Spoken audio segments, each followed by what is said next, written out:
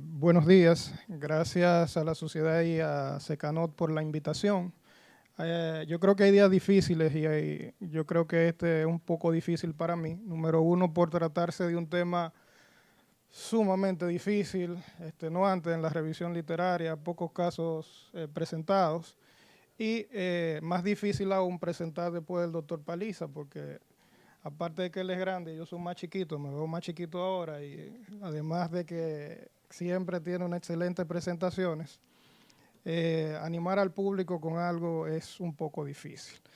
Miren, básicamente cuando pensamos en mieloma múltiple en neurocirugía, todo el mundo apunta a columna. Esto es cierto porque esto que voy a presentar hoy es algo sumamente infrecuente. Básicamente tenemos que diferenciar tres tipos de entidades que son un espectro de una misma enfermedad, aunque hay autores, y esto está presentado y publicado, que lo consideran enfermedades incluso diferentes, porque es que tienen un pronóstico diferente, una manifestación diferente y un tratamiento diferente. Básicamente tenemos que concentrarnos en el punto de vista neuroquirúrgico en lo que son los plasmocitomas solitarios, que pueden ser intramedulares o extramedulares, y ya la enfermedad sistémica, que es el mieloma múltiple. En cuanto al mieloma múltiple del sistema nervioso central, existe una entidad asimismo, es una entidad que yo la considero con 3P, porque es que poco frecuente, con un pronóstico bastante pobre o malo, y las publicaciones son escasas, no tenemos de dónde investigar.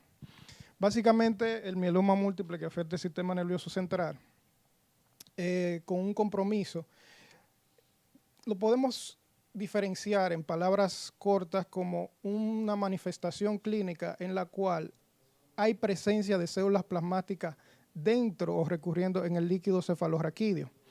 La afección del sistema nervioso central es poco común y se puede observar en aproximadamente un 1% de los pacientes con mieloma múltiple.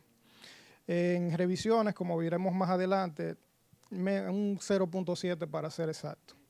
El compromiso del sistema nervioso central significa que hay lesiones intraparenquimatosas, hay lesiones durales o lesiones en la calota, en la caloárea, que es lo típico. La incidencia y prevalencia, estos tienen una mediana de edad de unos 50 a unos 60 años y ocurre en el 20 al un 25% de los casos descubiertos son de forma inicial con este tipo de aparición pueden evolucionar a un mieloma múltiple. Mayo Clinic hizo una revisión de los casos de mieloma múltiple que ellos han tratado de 1998 al 2014 y solamente de todos estos pacientes con mieloma múltiple presentaron enfermedad a nivel del sistema nervioso central, 29 pacientes para un 0.7%. En otras publicaciones hablan de menos de 1%. Estas manifestaciones pueden surgir en cualquier etapa del mieloma múltiple. Se han descubierto en etapa temprana como un plasmocitoma extramedular solitario que lleva al diagnóstico posteriormente de mieloma múltiple, pero realmente no hay una incidencia bien descrita. Sí se sabe que los plasmocitomas pueden derivar en un 50% ya a mieloma múltiple. Los plasmocitomas craneales son generalmente masas que se presentan de consistencia blanda. Esto podría orientarnos sobre el diagnóstico y que desde el punto de vista clásico pueden aparecer tanto en la base del cráneo, en la calota o envolviendo a las meninges. La presentación típica también va a estar dada por la localización de la lesión. Normalmente si tenemos un plasmocitoma afectando, qué sé yo, seno cavernoso, el paciente puede manifestar o presentarse con diplopia, parálisis total o puede manifestarse como una lesión solitaria única por la cual el paciente acude a la consulta. Con relación a los patrones de diseminación, tenemos patrones de diseminación, se han descrito varias teorías. Número uno, la diseminación hematógena, la cual es discutida porque, por ejemplo, cuando hay afección del plasmocitoma a nivel meningio o subdural, sabemos que la meninges por así decirlo, dentro de su tejido son poco vascularizadas. Entonces, la siembra de estas células a este nivel no se explica. Realmente tenemos la diseminación más típica es por contigüidad. Tenemos que un gran número de plasmocitomas afectan el cráneo, aproximadamente un 10%, sobre todo la vía respiratoria alta, a nivel del seno maxilar, etcétera. Y por contigüidad pueden pasar ya a lo que son bases de cráneo, en este caso afectando la silla turca por aparición de la mucosa en seno esfenoidal, y también ya a nivel meningea diseminada. Hay otras apariciones que son sumamente raras y es cuando hay solamente un plasmocitoma ya intraaxial. En estos casos se habla de que hay un pequeño sangrado a nivel leptomeningio que deja a la siembra las células plasmocíticas. Con relación a las manifestaciones clínicas y el diagnóstico, tengo la carga un poco ligera porque ya las doctoras han ampliado bastante sobre el tema. Y el doctor Paliza lo mostró ya el diagnóstico por imagen. Cuando nosotros tenemos que sospechar como neurocirujanos que estamos ante una entidad tan rara, bueno, tengo un paciente con historia de un mieloma múltiple que ha sido tratado, que a medida que, como bien le explicaron, tienen más herramientas para tratar los mielomas múltiples, lo que significa que el paciente va a vivir más o va a tener una sobrevida aumentada. Al tener una sobrevida aumentada, las células plasmáticas tienen más tiempo para mutar. Como mutan, hacen mayor migración y pueden afectar al sistema nervioso central, y eso ya está presentado en numerosos estudios. También hay un estudio que habla sobre los cambios que se dan a nivel de médula ósea. El microambiente que explicaba la doctora se cambia cuando se le aplican las diferentes estrategias terapéuticas que ellas tienen, y las células plasmáticas, buscando un microambiente donde ellas se puedan proteger, pues rompen y entran al sistema nervioso central, donde están protegidos específicamente por la barrera hematoencefálica.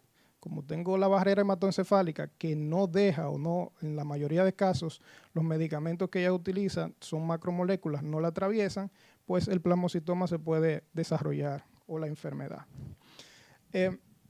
Es un poco difícil para mí hablar sobre decirles, mira, un paciente que tenga un mieloma múltiple y tiene dolor de cabeza, sospecha de un mieloma múltiple craneal. Realmente no. El doctor Pedro Pablo se acaba de ir y le preguntaba, doctor, ¿cuántos plasmocitomas craneales usted ha visto en su vida? Y él me dijo, bueno, yo he visto uno solo, y estamos hablando de cirujanos con bastante experiencia.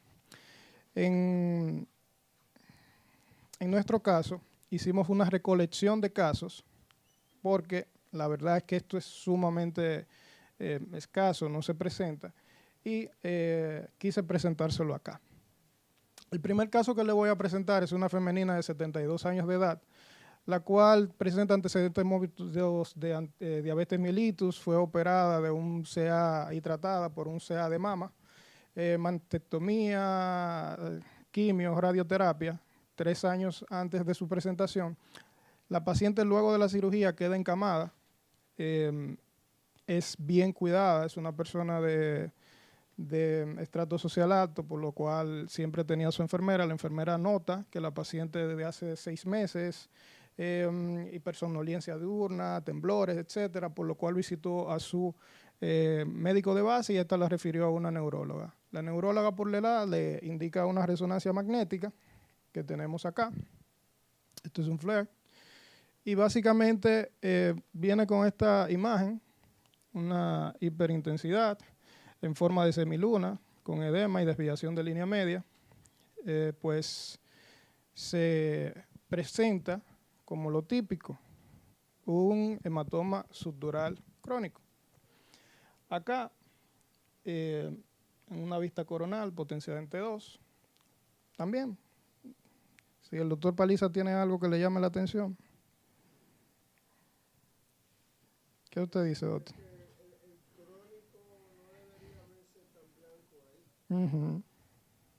Exactamente. Bueno, pues esta paciente nos llega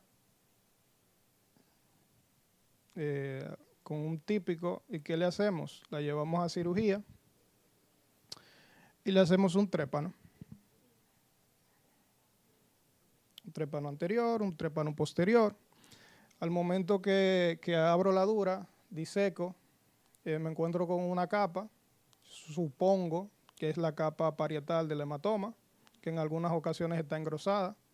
La sigo abriendo, sigo profundizando y digo, bueno, ya o llegué a parénquima o qué pasó aquí.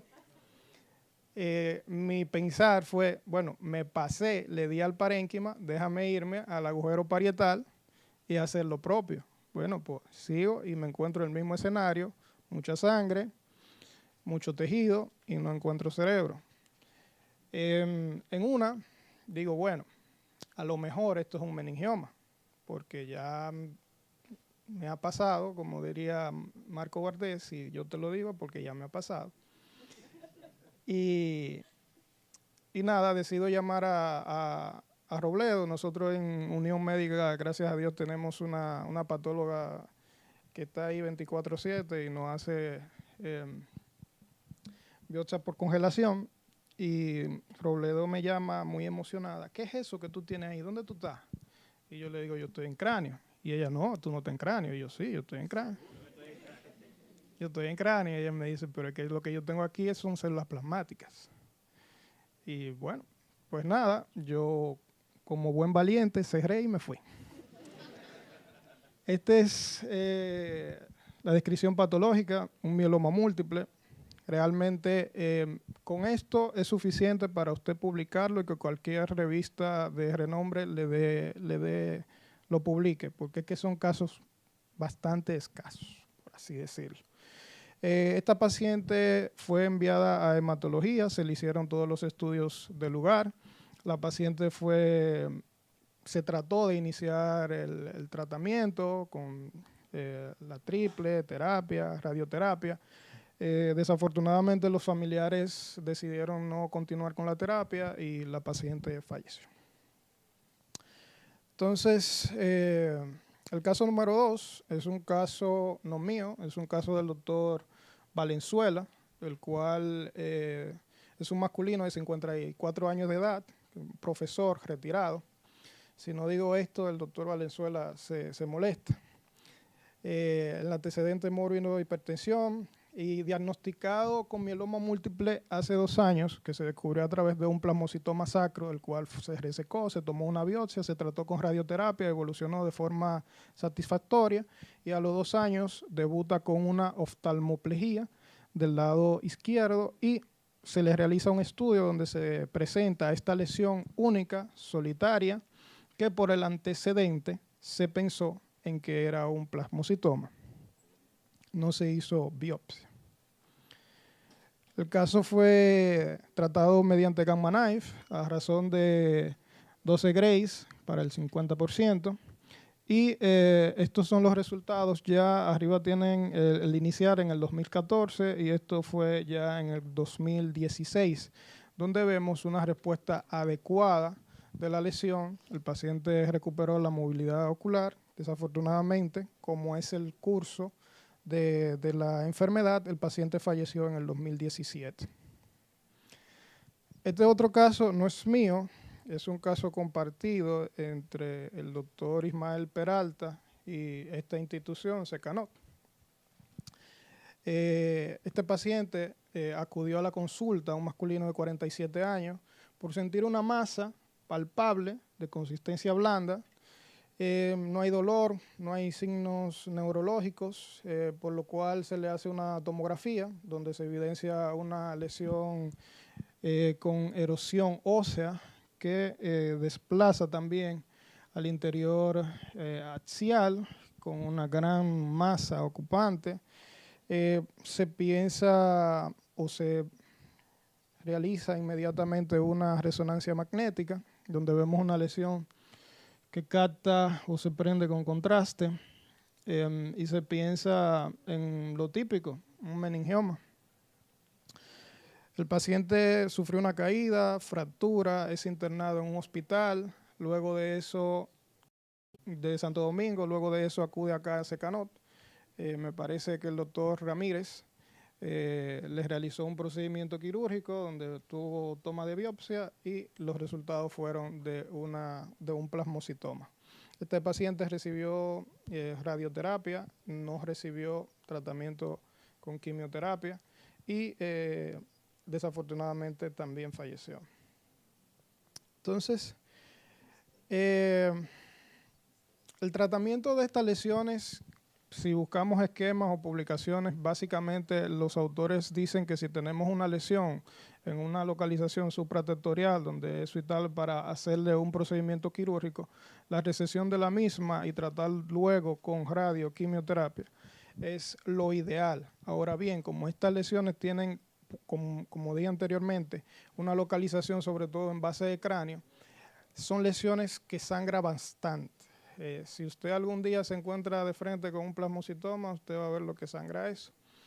Entonces, en las lesiones en base de cráneo, lo típico es realizarle una biopsia o una resección subtotal, controlar sangrado y luego tratarlos con radioterapia, que responde muy bien.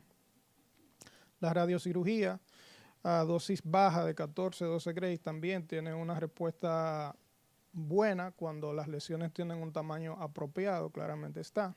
Y la terapia sistémica, se habló bastante de eso. Ahí yo pensé que en neurocirugía oncológica teníamos múltiples estudios y muchos medicamentos para tratar pacientes, pero hoy me quedé corto. La verdad que hay bastante para tratar de este tema.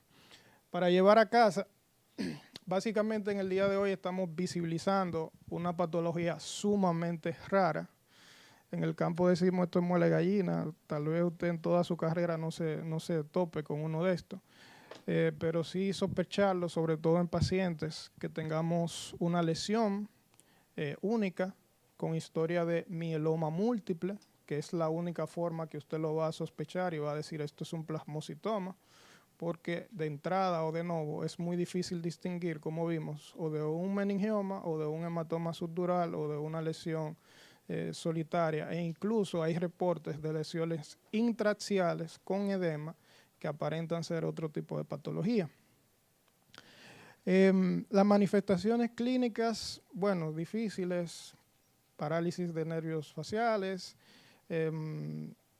cefalea, masas palpables, eso es lo que usted puede esperar. El tratamiento, ya las doctoras lo explicaron. La incidencia se supone que como estamos aumentando la sobrevida de los pacientes, hay más mutación de células, como explicó la doctora, hay un microambiente donde la célula tiene oportunidad de mutar, se supone que a medida que pasa el tiempo, estas lesiones seguirán apareciendo con mayor frecuencia. Y como dice la doctora, en República Dominicana tenemos una gran incidencia de mieloma múltiple, por lo tanto, ahí está la información para que la tengan pendiente. La radioterapia, la doctora Felisa va a hablar de eso, se asocia con un buen pronóstico, aunque no aumenta la sobrevida del paciente. En conclusión, el mieloma múltiple es una enfermedad heterogénea con un espectro de agresividad aumentada cuando se presenta en algún tipo de manifestación, como es el mieloma múltiple intracerebral con presencia de células intraplasmáticas en líquido cefalorraquídeo. Sobrevida 6 meses. Un plasmocitoma único solitario, sobrevida, se han reportado casos hasta 10 años. Entonces, de ahí que algunos autores digan que esta enfermedad es un espectro, pero son diferentes. El reto como neurocirujano que usted tiene es, no va a ser diagnosticarla, porque usted no la va a diagnosticar, a menos que tenga una historia clínica muy bonita. Simplemente